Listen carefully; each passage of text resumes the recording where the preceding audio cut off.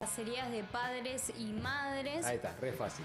Porque lo que queremos saber es por qué ante ciertas circunstancias de cómo nosotros afrontamos hoy en día nuestra vida siendo adultos o comenzando esa etapa, nos suceden ciertas cosas que no entendemos por qué somos de cierta manera, y yo tratando de analizar un poco desde dónde viene este pensamiento que tal vez muchas veces en un presente uno lo siente como que me marca o que me siento frustrada o frustrado por lo que me está sucediendo, es justamente, no sé, quiero que se sitúen en la adolescencia. Creo que la adolescencia es una etapa de rebeldía porque te empezás a dar cuenta tal vez que lo que piensan tus padres no coincide mucho con tus ideales que estás justamente formando, porque estás en esa trayectoria de formarte y ver, probar, experimentar cosas nuevas, y que justamente empezás a cuestionar esas palabras de tus progenitores, que son quienes te cuidaron y que fueron formando ese camino y esa persona que sos. Entonces, lo que sucede es que estas heridas que te marca la infancia es porque justamente sucedieron en ese momento. Y te agrego un dato. Según Rolón, que es el psicólogo más reconocido de la Argentina, es que justamente la Argentina, primero y principal, es uno de los países en el mundo que tiene más terapias, o sea que la gente se va a atender a terapias psicológicas, psicoanalíticas, lo que sea. Dato? Y también, por otra parte, una de las consultas más recurrentes son sobre problemáticas que suceden en nuestra infancia. Es decir, siendo adultos, uno no va y dice, no, esto a mí me pasó en la infancia y demás. Pero al trabajar en la terapia psicoanalítica, uno se da cuenta que esas problemáticas que tiene hoy en el presente son debido a consecuencias de la infancia. Ajá. Entonces ese dato es bastante interesante, y muchísimos pedagogos también toman en cuenta esto para poder tratar en las etapas educativas cómo poder encontrarse con sus alumnos y justamente poder entender un poco de ello para saber cómo transitar, cómo poder educar de una manera que sea más comprensiva y que justamente se logre aprender desde el conocimiento del alumno, qué es lo que le pasa. Porque las personas no somos simplemente lo que hacemos, sino somos el contexto, todo aquello que pudimos construir a lo largo de nuestra vida. Vamos a empezar con la placa de heridas de padre. Heridas de padre, ahora sí. Acá, como si lo están viendo, tienen dividido, si tu padre fue de tal forma, vas a ver que el resultado puede ser de otra manera. Ajá.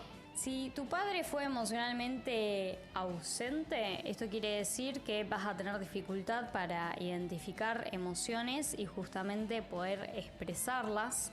En este sentido, estoy hablando de que tal vez al no sentir afecto, eso que todo el mundo necesita, no tener una contención en la vida diaria, eso no te permite ver o conectar con otras personas. Muchas veces en las relaciones de parejas o los vínculos, la otra persona siente que uno no demuestra el amor, y el amor justamente uno lo da desde el conocimiento que tuvo de ello. Ajá. Y es una problemática que sucede en las relaciones. Pregunto, no tiene por qué ser no tiene por qué ser malo, ¿no? O sea, si yo tengo un padre o tuve un padre físicamente ausente, porque también puede ser que haya estado físicamente ausente por cuestiones de laburo, porque el tipo era marino o era astronauta o fue a vivir a otro país para poder tener otros ingresos económicos para luego volver al país y estar mejor con su familia. O sea, puede haber sido un montón de cuestiones que el tipo físicamente está ausente. Ahí una de las consecuencias es, por lo que leo, ¿no? Búsqueda de la figura paterna en relaciones interpersonales, relaciones inestables y baja autoestima. Sí. O sea, puede ser que se den en una generalidad, pero no tiene por qué pasar específicamente y no tiene por qué ser malo, digo, si yo busco una figura paterna por ahí en un tío. No, o sea, no está puesto como negativo el hecho de que busques esa figura paterna en el otro. Sí. Simplemente es que no la vas a tener de donde debería de haber prevenido. Sí. Vamos con el último de la placa, que es las personas que son adictas. O sea, si tu padre fue adicto en algún momento, uno puede llegar a tener consecuentemente, ante situaciones de debilidad, esta misma adicción se traslada a lo que es uno. Así que tener abuso de sustancias, aislamiento social, ansiedad, depresiones, todos, digamos, son síntomas de eso que uno vio como reflejo. Ok.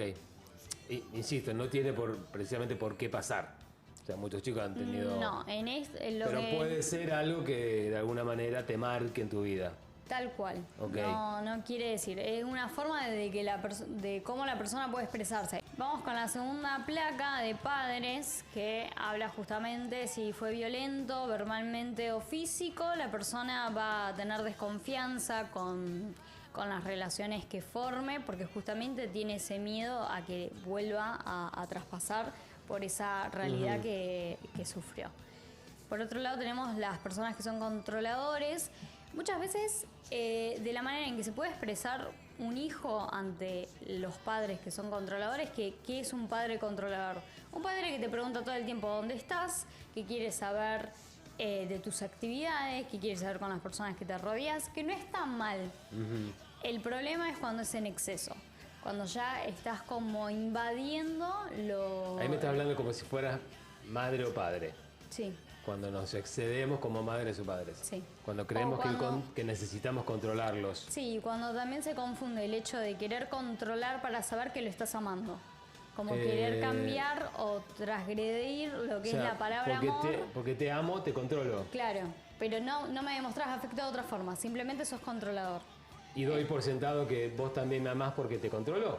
Porque estoy encima tuyo permanentemente. No, en muchos casos justamente causa rebeldía. Sí. Que uno sea rebelde porque no quiere que me controle. Claro. En otros casos puede llegar a suceder es que uno tenga dificultades para tomar decisiones. Porque es como si fuese que un vínculo controlador con tus padres genera que siempre te digan, no, vos haces esto porque es lo que te conviene. Ajá. No hagas esto porque no te conviene o tiene distintas contradicciones o consecuencias que te van a hacer mal. Entonces después la persona cuando se libera de los padres, por así decirlo, le cuesta tomar decisiones que justamente son personales. Me quedo un poquito con lo de controlador, porque hoy le doy un giro, ¿no? Pero hoy controlar, con el tema de las redes sociales, tal vez sea otro tipo de control y no se refiera a esto que vos exponés, Guada. Pero hoy es casi una palabra común entre padres. Es decir, vos controlás lo que ve tu hijo o tu hija, controlás lo que lee, no, porque casi no leen. Pero bueno, algo de leer. No, pero bueno, lo que leen en las redes sociales, el tipo de consumo que tienen. Bueno, a eso voy. Porque esa es otra forma de control, ¿no? Que también puede hacer que tu hijo o que tu hija se cansen y tengan ciertos actos de rebeldía, de decir, bueno, no me eches más, deja de controlarme y que lo hagan escondidas. Pienso, ¿no? Porque es otra forma de control, pero que hoy de alguna manera es como necesario. Yo entiendo el punto que me estás diciendo, porque, gracias. A ver, en las redes sociales puede haber abusos de personas que se hacen pasar por otras. Sí. O también estamos viviendo otro tipo de realidad que no hay seguridad, por ejemplo, en la calle, entonces como que pueden querer estar más atentos a eso. Pero eso que decías, no, el camino no es intentar que mi hijo o mi hija termine haciendo algo escondidas. Sí. Simplemente conocer la realidad a la que se enfrentan y justamente sí tener un control, depende de las edades que estamos hablando que tienen tus hijos, pero no hacerlo de manera excesiva. O sea, llegar al punto en el que comprenda a tu hijo o tu hija y que no lo tome como si fuese no, vos haces esto o es esto, digamos. Como que no hay otro tipo de optativa para ser. Perfeccionistas, las personas que son demasiado exigentes, esto se puede ver muchísimo en cuanto a los estudios, que te piden de que tengas buenas notas académicas. Si no las alcanzás, hay una forma consecuente de demostrarte que está mal lo que estás haciendo. También pasan los deportes, que en cierto deporte te vaya bien. La presión para que seas tan bueno como lo fui yo. Sí, tu que padre. tampoco se acepte el error. Y eso genera consecuencias en que una persona tenga trastornos de ansiedad y necesidad por querer controlarlo todo, en el sentido de que soy tan perfeccionista, me enseñaron a ser tan perfeccionista que no soporto el error. Sí. ¿Manipulador o manipulador? o podríamos decir también narcisista, realiza una persona manipuladora, como para que se entienda, uno lo puede identificar, es aquella persona que tal vez al comunicarse modifica las palabras, es decir, hace un juego de palabras para obtener lo que quiere. Yo pensé en un ejemplo como para que se entienda. Muchas veces la pareja, o sea, los padres y las madres, se pelean y utilizan a los hijos para meterlos en el medio, para tomar la posición de víctimas y culpar al otro, y de esa forma como que intentar la reconciliación de la pareja. Bueno, eso es una problemática bastante importante porque afecta demasiado a los hijos. Muchas veces nadie enseña cómo ser padre o madre, pero hay que ver el tipo de consecuencias que puede generar, porque meter a un niño en el medio de una problemática que es de la pareja, ¿no? Y lo que puede provocar, o sea, resultar, es distanciamiento emocional, baja autoestima, inseguridades, problemas con la identidad o tener un rol complaciente. Bueno, las que son madre críticas, esto tiene que ver en torno a las, por ejemplo, a las amistades que vos generaste, por ejemplo, carrera, estudios superiores, como que se te critica eso. Lo que vimos antes, que pueden ser características de los... No son exclusivas de los padres. Yo puedo tener una madre o un padre controladores, perfeccionistas, manipuladores. Esas son algunas de las características de puntos que las personas que te cuidaron en tu infancia hayan podido generar un trauma en vos para que resultes de las formas que estamos analizando. Codependientes sus relaciones y una madre muy estricta con la alimentación y el físico. ¡Apa! Sí, eso, por ejemplo, estricta en la alimentación, que no te dejan comer muchísimos dulces, o por ejemplo tiene un tipo de dieta en la que come nada más vegetales y no te deja consumir carnes, por ejemplo. Porque la madre hace eso y lo transmite al hijo. Sí. Tenés que comer así. Sí, pero va más en el sentido de que marque esa exigencia, sí o sí te comes esto porque no va a haber otra cosa, o no puedes comer otra cosa. La prohibición de lo otro que no es lo que yo te estoy dando. Y la relación con dependiente significa tener una...